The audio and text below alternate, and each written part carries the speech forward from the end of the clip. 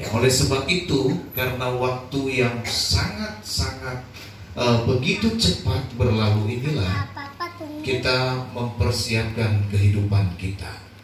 Ya, firman Tuhan berkata bagi kita bahwa kita harus berjaga-jaga karena kita tidak tahu kapan waktunya tiba. Oleh sebab itu, saudara, mari saat ini kita sama-sama nantinya mendengar kebenaran firman Tuhan. Ya, firman Tuhan saya percaya bahwa adalah kebenaran, dan kebenaran itu adalah Kristus itu sendiri. Baik Bapak Ibu Saudara yang terkasih di dalam nama Tuhan, hari ini kita berbicara tentang tema yang luar biasa. Ya, temanya adalah bertumbuh, berakar, dan berbuah. Ya, tema kita sepanjang bulan ini bertumbuh, berakar, bertumbuh, berakar, dan berbuah. Tapi kita tidak lihat bertumbuh dulu, gitu ya. Tetapi berakar, bertumbuh, dan berbuah. Ya, ada orang bilang bertumbuh, berakar, dan berbuah. Tidak. Saudara yang terkasih, yang benar adalah berakar, bertumbuh, dan berbuah. Saudaraku yang terkasih dalam nama Tuhan, ya, kita sepanjang bulan kemarin berbicara tentang kedewasaan rohani.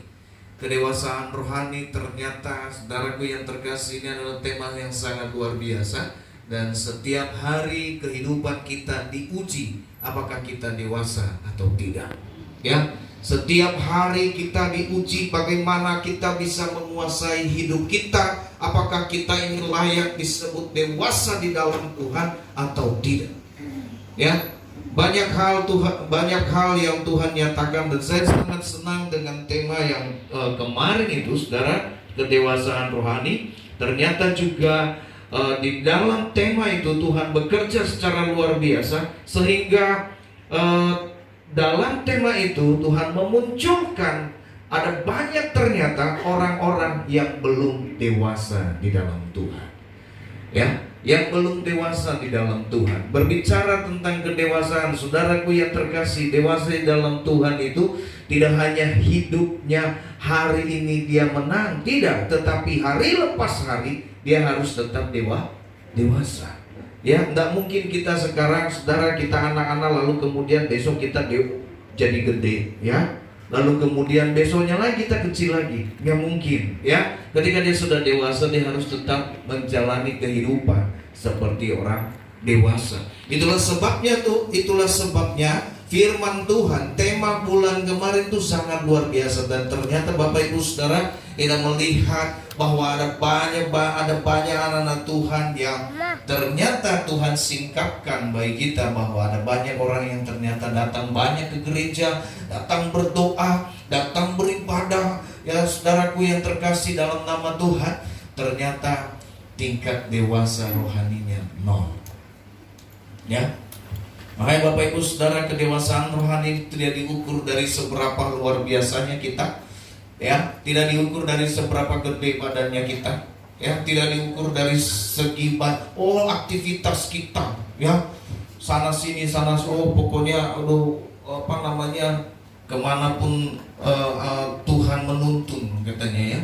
Setiap hari Bapak Ibu Saudara ternyata tidak menjamin orang dewasa di dalam Tuhan, ya. Nah, puji nama Tuhan, saudara. Berbicara tentang kedewasaan itu sudah kita lakukan, atau kita sudah membicarakan hal itu sebulan yang lalu.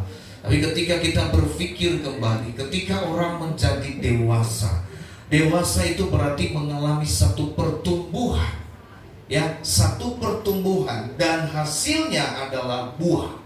Saudara yang terkasih, ketika kita rangkai ini, maka kita perlu melihat sebelum orang bertumbuh dan sebelum orang dewasa di dalam Tuhan itu, saudara, yang paling penting adalah di dalam kehidupan seseorang itu adalah berakar.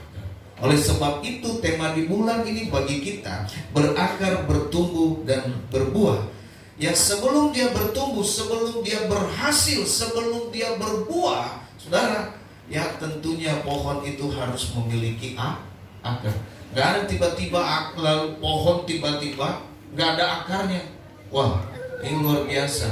Ini hanya terjadi ya manusia biasanya. Tiba-tiba manusia sudah terbang nggak injak tanah, ya gantung, kan gitu, nggak injak tanah. Kalau ada pohon seperti itu nggak injak tanah, nggak ada akarnya, lalu tiba-tiba berbuah, viral. Coba nanti kita cari di Curug ini, saudara, ada nggak pohon seperti itu? Ya, nggak usah, nggak ada akarnya, lalu kemudian ada buahnya. Ya, Bapak Ibu saudaraku yang terkasih, tentunya dia akan menancapkan akarnya. Oleh sebab itu Bapak Ibu saudara, hari ini kita sama-sama belajar tentang kebenaran firman Tuhan. Kita akan buka sama-sama di dalam Kolose pasal 2 ayatnya yang ke-6 sampai dengan ayatnya yang ke-7.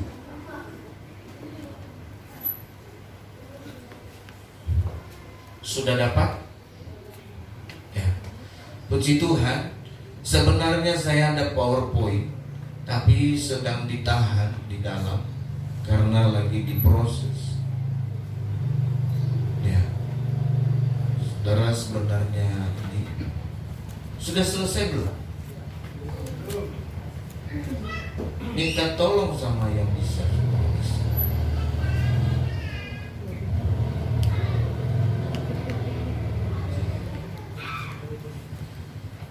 Baik, Bapak Ibu saudaraku yang terkasih dalam nama Tuhan, kita tinggalkan, biarlah nanti mereka sendiri yang memainkan PowerPoint setelah selesai khotbah, ya. Pada saat nanti masuk ke ibadah kedua. Puji Tuhan. Baik, Bapak Ibu saudara, ini firman Tuhan kita, ya. Coba kita baca secara bersama-sama. Bapak Ibu semua sudah dapat? Kalau ada yang belum dapat, saudara, ya, nggak apa-apa, lihat ke depan. Ya, daripada susah gitu ya. Habis saya lihat semua sudah digital ya, luar biasa ya. Semua tinggal pencet keluar semua. Ada yang bawa buku, ada yang bawa. Puji Tuhan ya. Setidaknya masih ada LAI masih berkata bahwa saya akan cetak buku ini. Ya, saudara hati-hati ya. Nanti semua ini ya, ini sudah hilang nanti bagaimana ceritanya ya. Alkitab secara ini hilang, digantikan semua dengan elektronik. Bapak Ibu saudaraku yang terkasih ya, jangan sampai itu terjadi. Baik, kita akan baca bersama-sama 1, 2, 3 Filipi, Kolose ya, sudah 1, 2, 3. Kamu telah menerima Kristus Yesus Tuhan kita. Karena itu hendaklah hidupmu tetap di dalam Dia. Hendaklah kamu berakar di dalam Dia dan dibangun di atas Dia. Hendaklah kamu bertambah teguh dalam iman yang telah diajarkan kepadamu, dan hendaklah hatimu melimpah. Ya, saya baca sekali lagi buat kita semua ya. Kolose pasal 2 ayat 6. Kamu telah menerima Kristus Yesus Tuhan kita.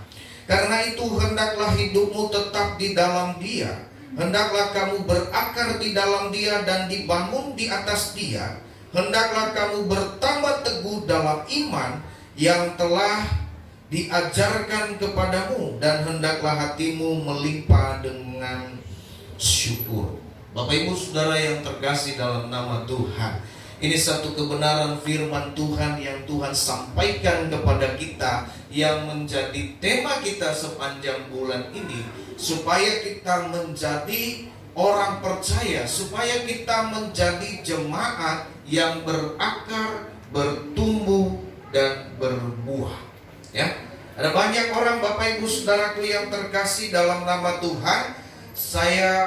Kita lihat sepanjang perjalanan daripada kehidupan kita sebagai jemaat Tuhan. Ada banyak orang, coba lihat kiri kanan. Kita bisa lihat kiri kanan, kita lihat bahwa ternyata di kiri kanan kita orangnya datang silih berganti.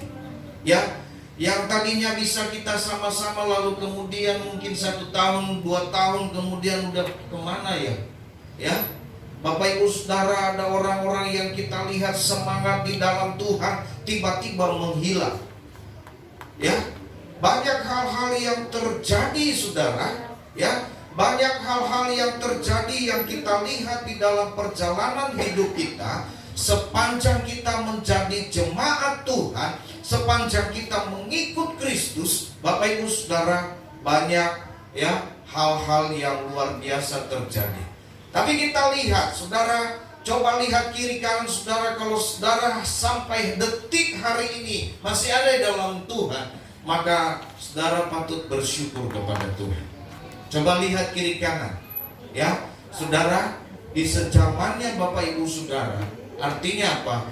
Ya, oh waktu saya dulu ada teman saya yang bareng-bareng, tapi sekarang nggak tahu, tapi saya tetap bertahan. Ya, seperti itu kan? Ada orang, oh maka kalau kita berkata bahwa kalau saya tetap bertahan, saya bersyukur hari ini sampai detik ini Tuhan masih menjaga dan menolong saya. Amin. Bersyukur saudara. Lalu kemudian kita lihat ada yang baru. Oh puji Tuhan, artinya ada penambahan yang luar biasa. Ada juga. Nah oleh sebab itu Bapak Ibu Saudaraku yang terkasih, pertanyaannya bagi kita, ya, apakah kita sudah berakar di dalam Tuhan? Nah firman Tuhan bilang begini, ya, yang firmannya di ayat 6, kamu telah menerima Kristus Yesus. Saudara, dia berkata kamu telah menerima Kristus Yesus Tuhan kita, karena itu hendaklah hidupmu tetap di dalam Dia. Masalahnya saudaraku yang terkasih dalam nama Tuhan, ketika kita mempercayakan hidup kita kepada Tuhan, ya, ketika kita sudah mengambil satu keputusan di dalam Tuhan bahwa saya mau ikut Tuhan, Bapak Ibu Saudara, itu adalah satu jalan masuk atau pintu. Saya mau sampaikan, itu adalah bukan salah satu, tetapi itu adalah satu pintu yang Tuhan siapkan bagi kita. Suatu pintu di mana kehidupan kita akan menuju kehidupan yang penuh dengan berkat. Amin. Amin. Ya, ketika kita memutuskan bahwa saya mau ikut Tuhan, sebenarnya kita sudah hampir dekat dengan berkat-berkat Tuhan. Permasalahannya adalah apakah kita tetap tinggal? Ya, Bapak Ibu Saudaraku yang terkasih dalam nama Tuhan, maka ayat ini jelas, ya, dikatakan bahwa tetap di dalam Tuhan ini, ya, yang saya pelajari bahwa tetap di dalam Tuhan itu adalah merupakan pintu masuk ke dalam kehidupan yang diberkati. Saudara mau diberkati? Betul. Maka kita terima Yesus kan? Nah, kita terima Yesus. Bapak Ibu Saudaraku yang terkasih, ada orang yang berkata, wah, bagaimana cara lepas Pak? Cara lepas apa? Saya mau doa pelepasan, tidak terima Yesus. Bagaimana itu doa pelepasan? Tidak mau terima Tuhan Yesus lagi. Saya sekaget-kagetnya, saudara. Ternyata kecewa dengan kehidupan. Ikut Tuhan semakin merosot, ikut Tuhan semakin sulit hidup. Saudara yang terkasih dalam nama Tuhan, kesulitan yang kita alami ketika kita ikut Tuhan tergantung bagaimana cara kita bersyukur kepada Tuhan. Amin. Bapak Ibu Saudara, jadi seperti ini, ya, itu adalah merupakan satu pintu masuk menuju kehidupan yang penuh dengan berkat. Arti kata lain saudara, orang yang telah mempercayakan hidupnya kepada Tuhan tidak tercabut, ya, tidak tercabut atau tidak memisahkan diri, ya, atau kata yang lain adalah kalau dia tidak memisahkan diri, saudara, kata yang lain adalah tidak murtad. Jadi tetap di dalam Tuhan, ya, tetap di dalam Tuhan. Kenapa? Bagaimana dia bisa berakar kalau dia tidak tinggal? Nah, Bapak Ibu Saudara yang terkasih dalam nama Tuhan, hari ini saya tidak bahas semua ketiga hal itu berakar, bertumbuh, berbuah. Tapi saudara, kita fokus dulu bagaimana kita berakar di dalam Tuhan. Ya, berakar ini adalah, saudaraku yang terkasih, hal yang luar biasa, sesuatu hal yang penting bagi kita. Berakar, saudara yang terkasih, akar itu berbicara tentang akar. Akar adalah dasar yang paling penting untuk mengalami pertumbuhan. Ya, saudara, menjadi pohon, ya, akar itu akan menjadikan pohon tersebut menjadi kuat dan tidak tergoyahkan. Ya, saudara, kalau kita lihat pohon tumbang dan segala sesuatu, terjadi pohon tumbang karena angin kencang. Bapak Ibu Saudara, kita bisa lihat ada juga pohon yang tetap berdiri teguh, ya. Ini sesuai dengan ketahanan daripada akar. Ya. Akar yang kuat, saudara, akan memberikan satu pertahanan yang luar biasa. Oleh sebab itu, ketika angin dan tofan datang melanda dalam hidup kita, saudaraku yang terkasih, akar ini akan menjaga kita untuk tetap berdiri. Amin. Itu fungsi akar. Itu akar yang pertama, saudara. Yang kedua, akar yang kuat akan memberikan pertumbuhan yang baik. Akar yang kuat akan memberikan pertumbuhan yang baik, hasil yang baik. Kalau akarnya baik, pertumbuhannya pasti baik, maka hasilnya pasti baik. Ya, nggak mungkin gede akar doang. Ya, saudaraku yang terkasih dalam nama Tuhan.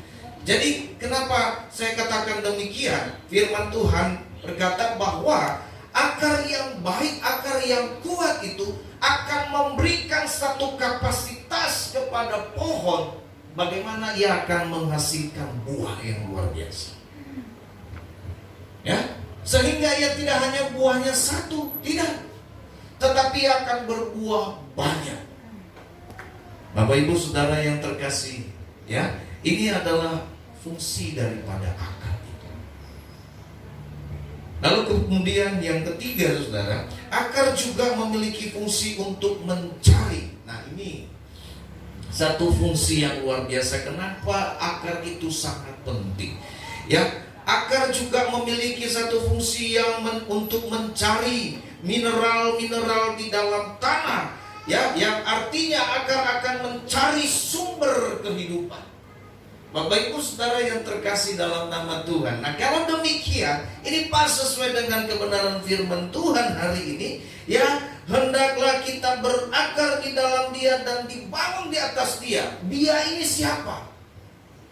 Ya, Dia ini adalah Yesus. Nah, akar ini akan mencari sumber-sumber kehidupan. Ketika kita mengalami, saudaraku yang terkasih, kita tetap tinggal di dalam Dia dan kemudian kita mulai mencari kebenaran-kebenaran itu. Bapak Ibu Saudaraku, saudara sedang mencari yang namanya apa? Sumber kehidupan. Apa yang kita lakukan hari ini? Apa tujuan kita datang hari ini? Kita sedang mencari sumber kehidupan. Kita sudah menemukan sumber itu, saudara. Oke, kita sudah menemukan.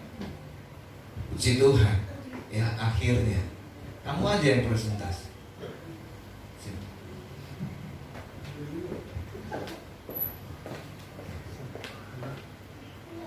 Enggak, kamu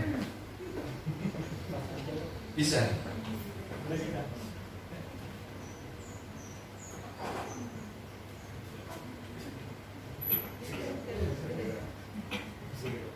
Ya, bisa jadi patung ini. Oke.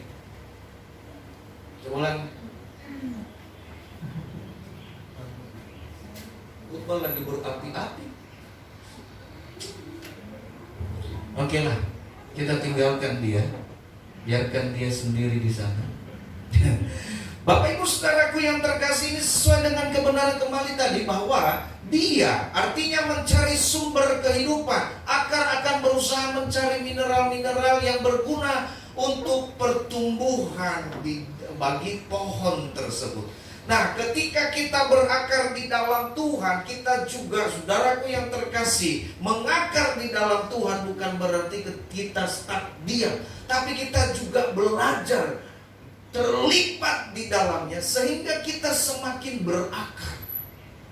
Bapak Ibu Saudara, ada berapa banyak jemaat yang berpikir bahwa masa bodoh dengan segala sesuatu, ya. Yang saya tahu hanyalah, ya, saya datang ibadah setiap hari Minggu, cukup.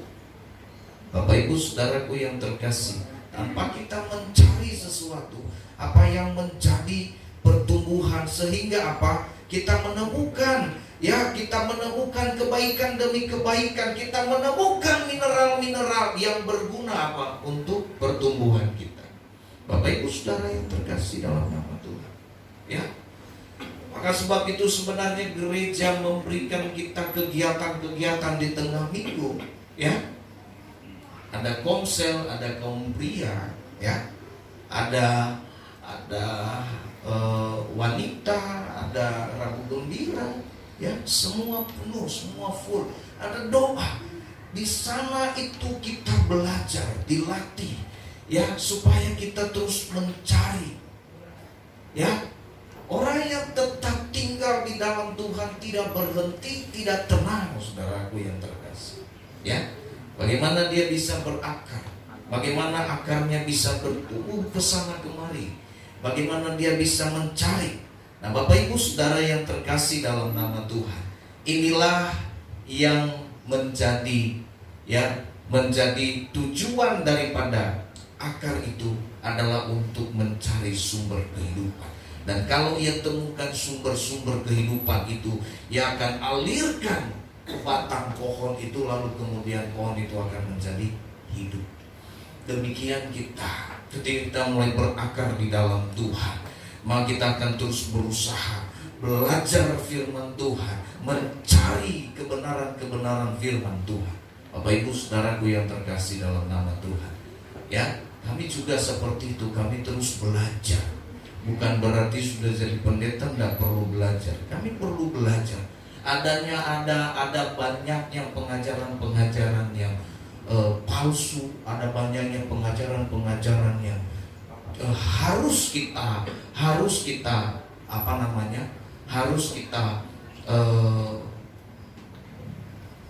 kita lawan, dalam arti bukan lawan perang, tidak. Tetapi kita juga punya iman yang kuat supaya iman kita tidak tergoyahkan.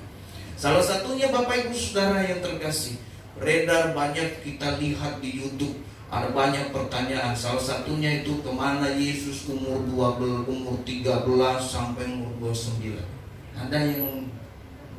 Ada yang bertanya gitu. Coba berpikir, ada bertanya, ya. Dan banyak orang yang memberikan jawaban, ya. Ada yang berkata bahwa umur 13 sampai umur 29 Yesus senang jalan-jalan, travel. Wow.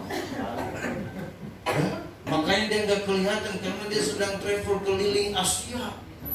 Wow, luar biasa sekali.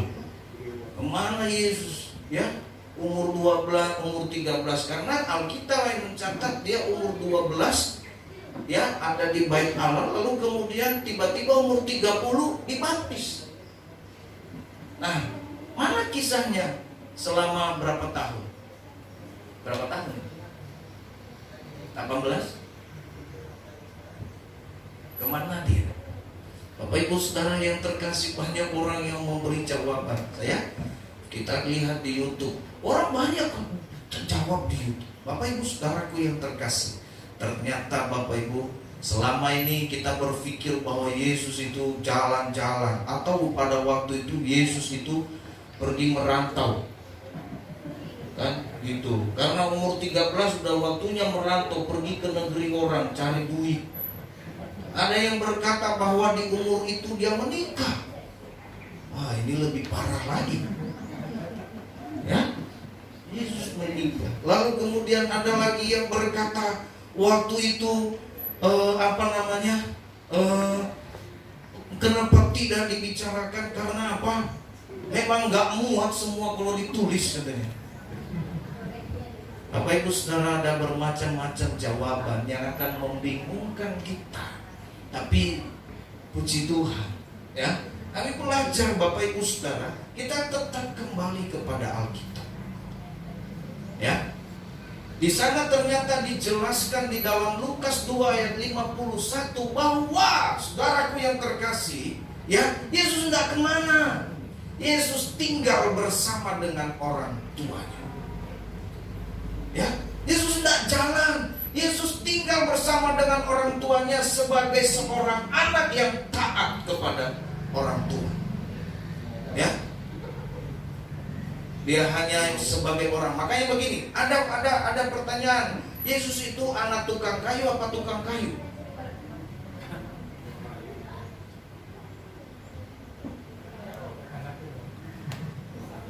Hah? Anak tukang kayu? Iya, Yesus itu jadi anak tukang kayu. Pertanyaannya itu loh, Yesus itu anak tukang kayu apa Yesus itu tukang kayu? Wah, berasa dong. Ya.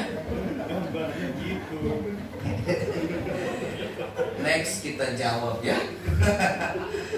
Apa sekarang?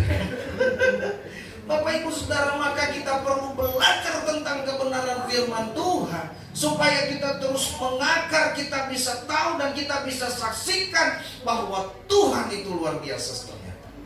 Bapak Ibu Saudara, kalau dibilang tadi anak tukang kayu, oke benar, tapi dia juga tukang kayu. Jadi Yesus itu anak tukang kayu dan tukang kayu.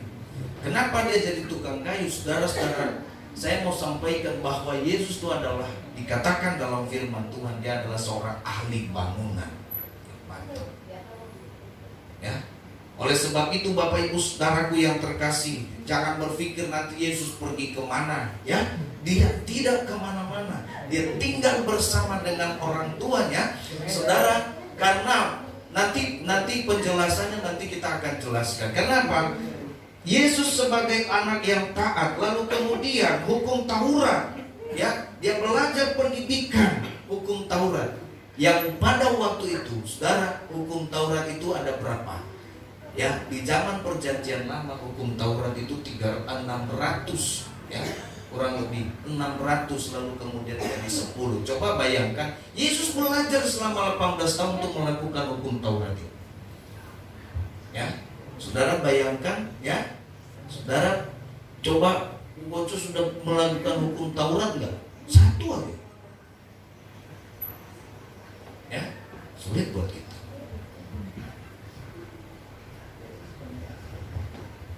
Bapak Ibu Saudara yang terkasih, maka itu akar ini penting.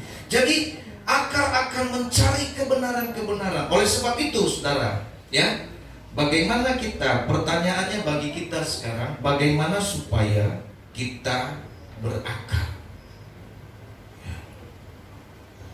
Ya, bagaimana supaya hidup kita berakar? Nanti next ke depan, ya, ada pendeta Bu Amel gitu ya. Nah, nanti next ke depan kita akan terus bahas setelah berakar, bertumbuh bagaimana, lalu berbuah bagaimana. Bapak Ibu Saudara yang terkasih, ini dasar daripada kita. Nah, saudara harus berakar. Nah, firman Tuhan katakan kepada kita bagaimana supaya kita berakar itu. Firman Tuhan sudah jawab bagi kita bahwa pertama, jangan kemana-mana kalau kamu mau berakar. Tinggal tetap. Amin. Ya. Ketika kita tinggal, saudara, itu artinya kita memiliki rasa yang luar biasa bahwa inilah kita. Ya, ada nggak sih kita memiliki bahwa kita merasakan bahwa memiliki sesuatu? Ya, jadi kita harus tinggal ketika kita merasa memiliki sesuatu. Kalau kita nggak merasa memiliki, bahaya. Gereja ini, apakah kita memiliki rasa bahwa kita memiliki gereja ini? Atau kita berpikir bahwa itu hanya saya, tempat ibadah bukan milik saya. Ini bahaya kalau kita berpikir seperti itu. Ya, Efesus 3 ayat 16, ya, dia berkata begini, ya. Efesus 3 ayat 16. Aku berdoa supaya ia menurut kekayaan kemuliaannya menguatkan dan meneguhkan kamu oleh rohnya di dalam batinmu, sehingga oleh imanmu Kristus diam di dalam hatimu dan kamu berakar serta berdasar di dalam iman. Ya, Bapak Ibu Saudaraku yang terkasih, ketika kita percayakan hidup kita dan kita tinggal tetap di dalam Tuhan, itu artinya apa? Kita akan mulai berakar, kita akan mencari, ya. Inilah yang disebut Tuhan, inilah yang disebut firman Tuhan. Ketika sehingga imanmu, oleh imanmu Kristus diam di dalam hatimu dan kamu berakar. Artinya apa?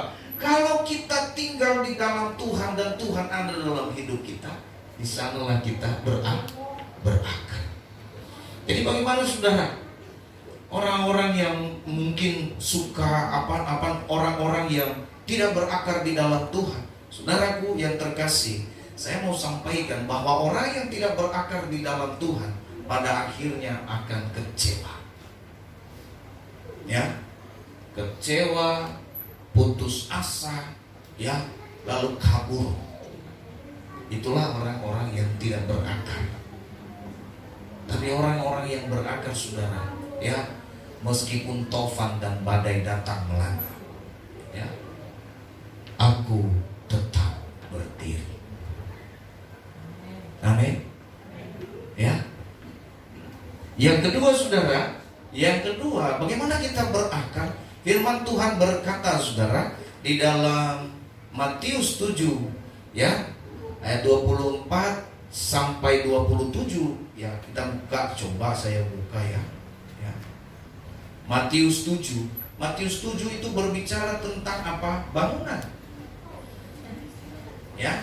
Orang yang mendengar firman Tuhan berkata begini. Matius 7. Dua macam dasar. Firman Tuhan berkata, setiap orang yang mendengar perkataanku ini dan melakukannya, ia sama dengan orang yang bijaksana yang mendirikan rumahnya di atas batu. Bapak Ibu Saudara, bagaimana kita berakar di dalam Tuhan? Jadilah, ya, mendengar dengan baik dan melakukan dengan baik. Ada banyak orang saudaraku yang terkasih mendengar, ya, dia mendengar tapi dia tidak mendengar dengan baik. Ya. Oleh sebab itu, karena pendengaran tidak baik, maka yang dilakukan pun tidak baik. Salah mengartikan, salah artikan firman Tuhan, salah mengartikan, menafsirkan firman Tuhan. Bapak Ibu Saudara, maka salahlah yang akan kita lakukan. Oleh sebab itu saudara, ini kita perlu hati-hati mendengar dengan baik. Dengar firman Tuhan dengan baik. Saudara, dan saya lihat ada banyak orang, firman Tuhan memberikan contoh. Dalam Alkitab kita lihat contoh-contoh orang-orang yang mendengar dengan baik apa yang Tuhan sampaikan. Hidup mereka diberkati, hidup mereka berhasil. Bapak Ibu Saudara, ya. Kenapa? Karena mereka mendengar dengan baik, karena mereka melakukannya juga dengan baik. Akibat dari ketidakbaikan dalam pendengaran ini saudara, ya, kenapa Saul ditolak menjadi raja? Karena Saul tidak dengar dengan baik. Ya, sudah dibilang itu bukan hakmu, dia pakai. Ya. Tunggu Samuel untuk mempersembahkan persembahan itu. Ya, dia bilang, lama banget Samuel, saya kan raja, bebas dong, siapa aja. Ya, itu. Tidak dengar firman Tuhan. Tuhan sudah sampaikan, ya, itu bukan hakmu untuk melakukan. Ya. Bapak Ibu Saudara, ini yang tidak dengar-dengaran. Bangsa Israel, lalu kemudian saudara, kenapa bangsa Israel, ya, yang sampai pada hari ini, ya, saudara, terjadi yang namanya peperangan. Kenapa terjadi? Ya, karena tidak dengar-dengar, tidak mendengar dengan baik. Tuhan bilang, tumpas semuanya, habisi semuanya, supaya tidak ada sisa lagi. Jadi kamu tok yang hidup di sini. Ya, tapi mereka berpikir, berkata, jangan dibunuh semua, ya, supaya ada pembantu buat kita. Akhirnya apa? Ya, lama-lama mereka sedikit, lama-lama menjadi banyak. Akhirnya apa? Perang. Dan sampai sekarang itulah yang terjadi. Bapak Ibu Saudaraku yang terkasih, ini adalah akibat dari tidak dengar, mendengar dengan baik. Oleh sebab itu saudara, firman Tuhan berkata, orang yang mendengar dengan baik, maka ia juga akan melakukannya dengan baik. Ia seperti seorang yang bijaksana. Ketika ia mendengar dengan baik, dia akan menjadi bijak. Amin. Oleh sebab itu Bapak Ibu Saudaraku yang terkasih dalam nama Tuhan, mari hari ini kita mencoba melihat ke dalam diri kita. Ya, apakah kita ini adalah orang yang berakar, memiliki akar yang kuat, atau kita adalah orang yang mungkin punya akar tapi tidak kuat, sehingga apa? Seringkali kita tumbang, seringkali kita jatuh. Ya, nggak usah angin yang kencang, ditiup aja udah tumbang. Ya, tahu ditiup, saudara? Ya, diomongin sedikit aja sudah. Nah, saya nggak ngomong karena sering sekali Pak Pendeta itu ngomong ngambek-ngambek, benci kali aku lah. Ya, iya. Tiap khotbah pasti dia bilang ngambek. Aduh, udah sakit ya telingaku ini dengarnya. Ya, saudara yang terkasih, semakin sakit saudara, semakin menusuk di dalam hatimu, semakin baik akhir hidup kita. Amin.